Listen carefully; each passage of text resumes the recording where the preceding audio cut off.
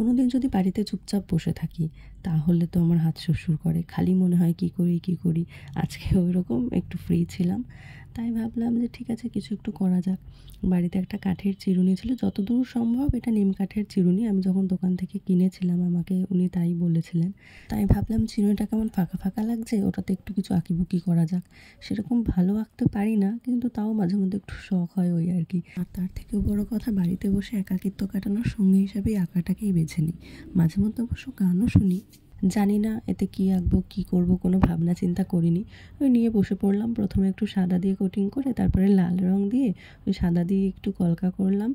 যা মনে হয়েছে তাই করেছি, কেমন হয়েছে তাও জানি না। ওই বলে না মানুষের শখ, যখন যা শখ হয় যখন যা ইচ্ছা হয় তাই করি। আমার মা একটা কথা বলে, সুস্থ মস্তিষ্ক শয়তানের বাসা, তাই সবসময় কাজে ব্যস্ত থাকা ভালো।